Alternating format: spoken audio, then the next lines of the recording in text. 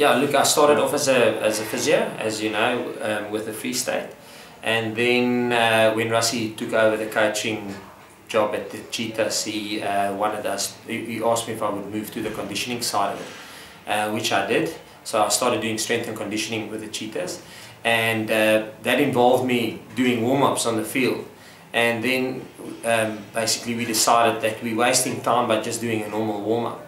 So we started doing defensive drills there, which is where you don't need the ball. So it's a nice way of warming things up. And that's how I got involved in that. And then Rassie, we started working on it. We started working on a manual, and he basically taught me how defensive patterns work. And so that's how I started doing a little bit of defense there. And then when I moved here, I basically went into that role.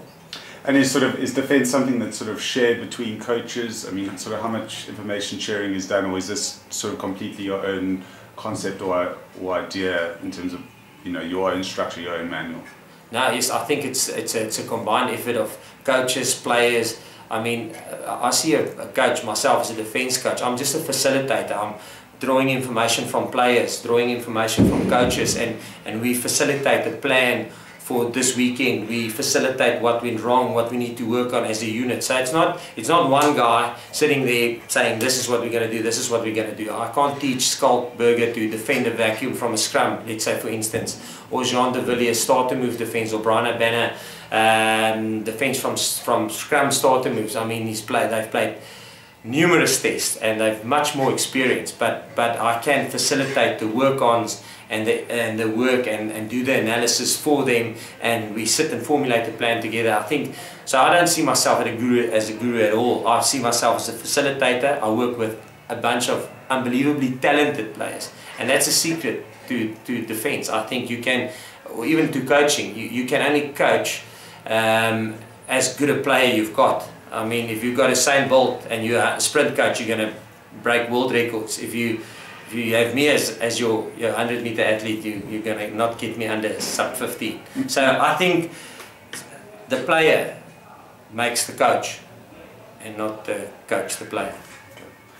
Do you ever sort of switch off from rugby? Are you able to? You don't strike me as a man that's sort of able to switch off so easy, very passionate. No, I must say, being a physio and doing what I'm doing now, it's my passion. So it won't bother me sitting 4, 5, 6 hours doing analysis, because I enjoy it. So no, I do switch off. I like to have a beer and a laugh. I like that very much.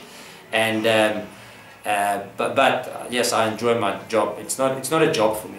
It's not a work for me at all to come to work. It's my passion. It's a dream of mine. I was never at all a good rugby player. I played for my school 7 side. I played for the varsity third, for my hostel third team. So I'm not a, but I was always passionate about rugby. So by doing what I'm doing now, I get involved with the top part of rugby. So I'm very passionate about it. I love it.